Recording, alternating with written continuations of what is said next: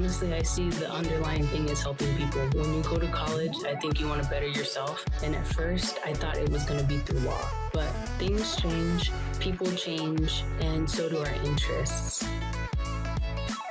Welcome to Learning from Experience, a podcast for college students and recent grads who want to hear directly from alumni and how they've adjusted their lives post-graduation, including personal stories of success, career readiness, and tips for navigating the real world. I'm your host, Megan Finnerty, and today I'll be talking with Lilliana Gonzalez, who graduated from the College of Liberal Arts and Sciences at ASU in 2022. Throughout her entire college career, she worked full-time and earned 2 degrees in history and justice studies. She currently works within the medical field in insurance authorizations. Lilliana is from Phoenix, Arizona, and has lived here her whole life. She worked in leadership for a couple years before switching to authorizations for an orthopedic office. She enjoys writing, especially playwriting, and has written several plays, one of which was performed at a small theater in Times Square, New York. Thanks so much for coming on. Thank you for having me. Appreciate it. To start us off, can you tell me a little bit more about yourself, your background, and your current positions? Yeah, I ended up going to ASU 4 years, and that's when I decided to go ahead and study history, justice studies. I stuck with that, but I did change my major a couple times. So throughout my college career, it was very random, but I needed to work during college. So I ended up working for a medical practice, but it was mainly because they were flexible with my schedule. But I ended up just sticking with that after college. So now I work in authorizations for the same medical practice. That's what I do for my job. But outside of that, I definitely still like to do creative things. I still write. I'm still working on plays as I feel it. And I also have my own business that I've been working on too, called Invisible String Tarot. So that's been really cool. Well, when you were here at ASU, what was your original plan for after graduation? My original plan was to go to law school. I had my letters of recommendation ready. I had my transcripts. I took my LSAT at some point. I did all of the prep work. But I don't know, at some point, it just didn't really feel right to go forward with law school. So I decided I needed to take a year, and a year turned into 2 years for myself to figure things out. But I don't regret it. I love it. That's so wonderful. Well, how did you end up then in your current role, and what interested you about it enough to stay? Working in medical started out as something super random that I needed to do to be in school. I wasn't going to be able to go to school unless I worked something that was sustainable and it was reliable. But I ended up finding that there's so much to it, and there's so much to do. There's so much to learn. It's something where if you want to continue to work your way up, you definitely can. If you want to take an opportunity to shadow someone and do something else, you can do that. So there was just a lot of versatility in it. I ended up sticking with that. I ended up doing authorizations. I think it was just an opportunity that presented itself at the same time. But yeah, it seems very random, but I feel like I try to help people where I can. There can be a lot of pressure to find the perfect job right after college. So what advice would you share with a recent graduate or student today if their plan doesn't come to fruition? The advice I'd give is to understand that things change, people change, and so do our interests. It's only human, and it's only natural for us to naturally want to keep evolving, especially when it comes to career paths, to understand that it is okay to definitely want to maybe go back to grad school, or maybe to study something completely different even after you just finished school. And I feel like the stigma has gotten better about career changes, but it's not as embraced as it should be. I think college is completely a personal choice, because college is costly. I mean, there's a financial portion where, tuition is expensive, but it's like, well, what about everything outside of tuition, like your housing, your books, your fees, the amount of time that you're going to spend toward studying? It's a personal sacrifice. And if it's a personal sacrifice that you're having to make, I view that as a personal choice.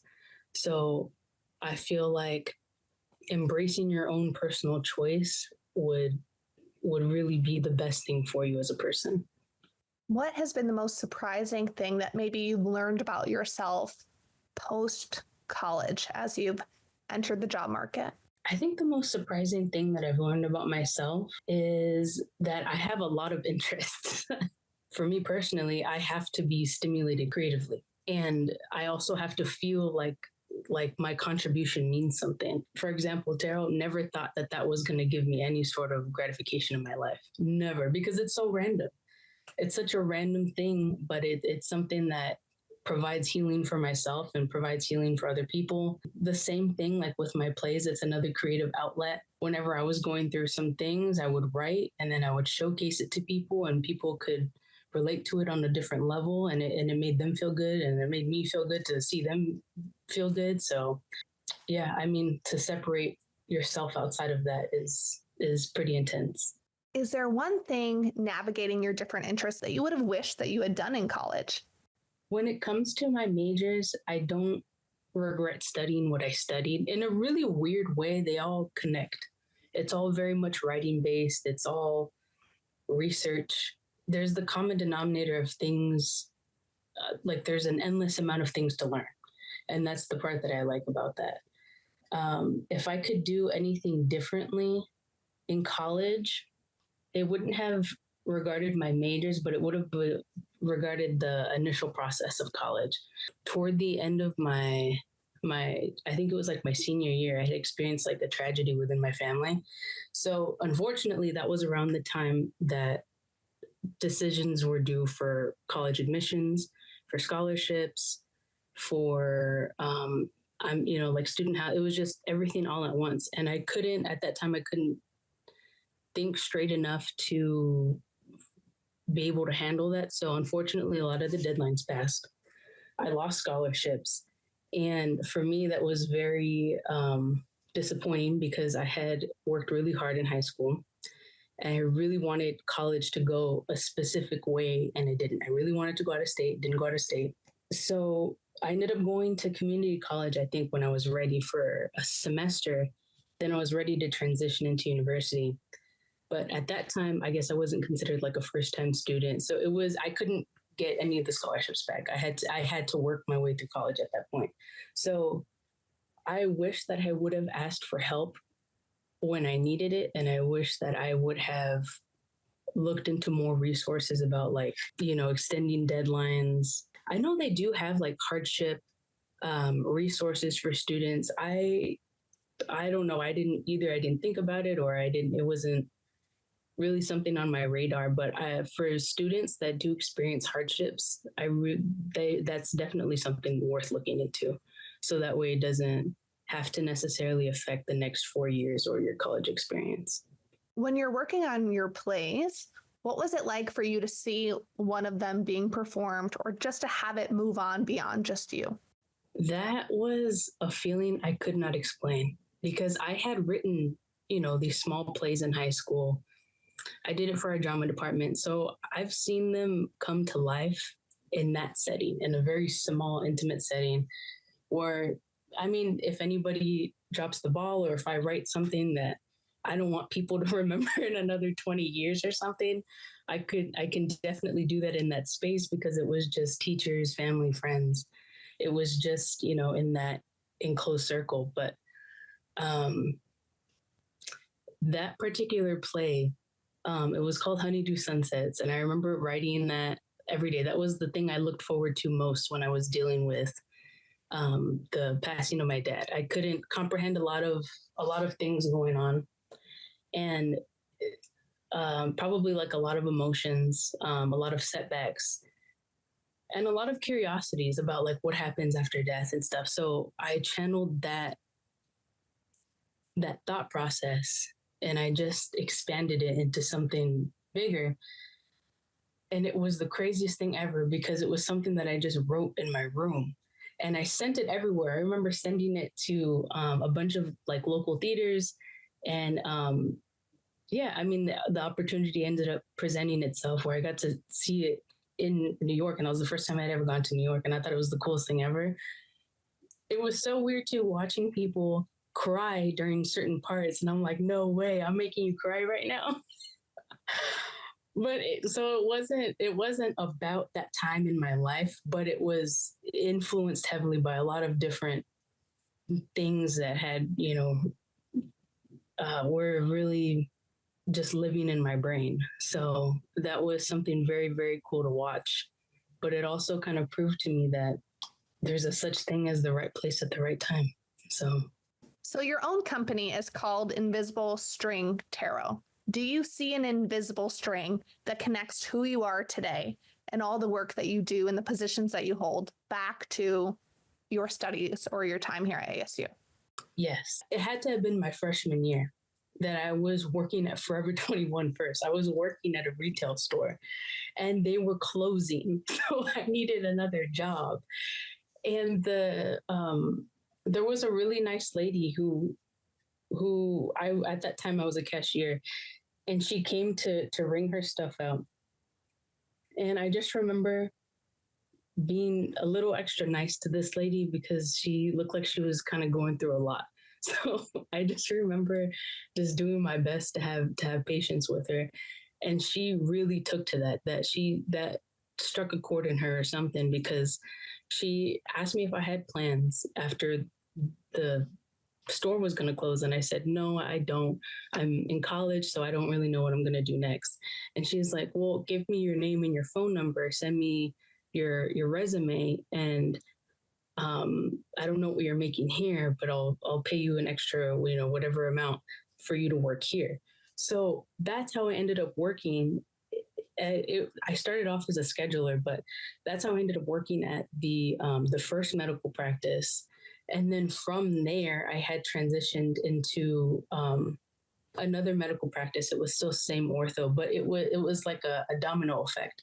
I had first met that lady at the store, and then she introduced me to the realm of the medical field. And then from there, I had a colleague who had also worked there, and she was going to go branch off somewhere else, and she asked me to come with her. And so then I ended up here. And